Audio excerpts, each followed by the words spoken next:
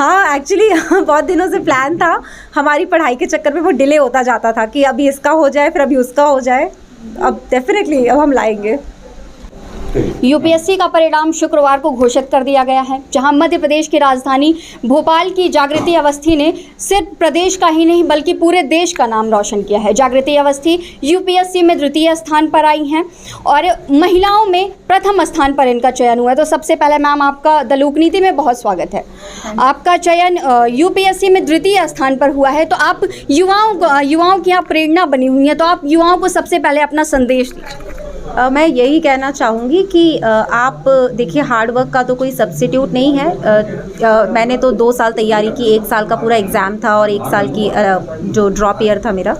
तो 8 से 10 घंटे डेली पढ़ना है, लग करके पढ़ना है और स्मार्ट स्टडी करिए। प्रीवियस ईयर क्वेश्चंस को एनालाइज कर लीजिए, कंपैरिजन खुद से करिए और प्रैक्टिस करिए, गलतियाँ निकालिए, उसमें सुधार कीजिए एंड नेवर गिव अप। कभी भी हौसला नहीं खोना है।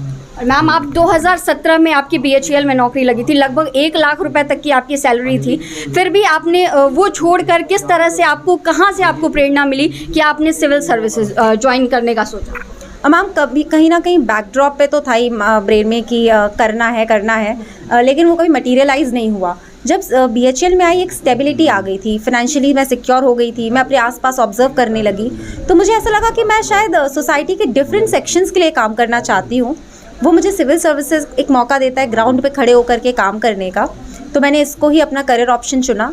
जॉब में रहते हुए भी कोशिश की, जब सफलता नहीं मिली, प्रीलिम्स क्लियर नहीं हुआ, फिर नौकरी छोड़ के और पूरा 1 साल तैयारी में लगी रही मैं। और इन सब के पीछे परिवार की महत्वपूर्ण भूमिका होती है। आपकी जो माँ, जो हमें पता चला है कि वो स्पोर्ट्स टीचर थी और उन्होंने आप लोगों की पढ़ाई की वजह से उन्होंने अपनी नौकरी तक छोड़ दी थी। जी बिल्कुल, उन्होंने 2016 में नौकरी छोड़ दी थी ताकि मैं, मेरा भाई, हम लोग अच्छे से पढ़ सकें।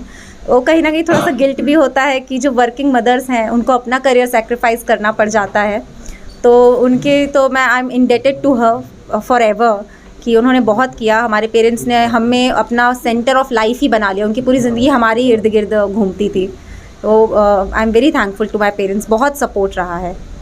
और आप लोगों के घर में ऐसा भी पता चला कि टीवी नहीं है, आप टेलीविज़न नहीं देखते थे, और इस वक्त में जब डिजिटलाइजेशन पूरा चल रहा है, सब कुछ डिजिटल है, लोग सोशल मीडिया से जुड़े हुए हैं, और उस वक्त आपने टीवी नहीं देखा, किस तरह से आपने ये पूरी तैयारी की इन सारी चीज़ों को छोड़कर? मैम, टीवी नहीं देखा, लेकिन डिजिटल इनिशिएटिव्स मैंने पूरे यूज़ किए।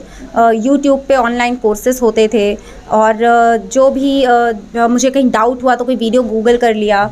किसी भी न्यूज़पेपर की एप्स वगैरह आती थी जिससे हम न्यूज़ कवर कर सकें अच्छे से। कई सारे उनके ऐप्स आते थे प्रैक्टिस क्वेश्चंस वगैरह के लिए, तो डिजिटल तो मैंने पूरा यूटिलाइज़ किया। टीवी सर्कमस्टांसेस थे, पहले भाई पढ़ता था, फिर मैं पढ़ने लगी, तो घर में आया ही नहीं, एक बार ख़राब हो गया। कि अब टीवी लाएंगे घर में? हाँ, एक्चुअली बहुत दिनों से प्लान था। हमारी पढ़ाई के चक्कर में वो डिले होता जाता था कि अभी इसका हो जाए, फिर अभी उसका हो जाए। अब डेफिनेटली अब हम लाएंगे। तो इस वक्त हम मध्य प्रदेश की शान बढ़ाने वाली, सिर्फ मध्य प्रदेश की नहीं पूरे देश की शान बढ़ाने वाली जागृति अवस्थी से बात कर रहे थे, जिन्होंने यूपीएससी की परीक्षा में द्वितीय स्थान हासिल किया है। ये युवाओं की प्रेरणा बनी है। लगातार इन्होंने तैयारी की, BHEL की नौकरी भी छोड़ दी और अब ये प्रशासनिक सेवाएं देने जा रही हैं।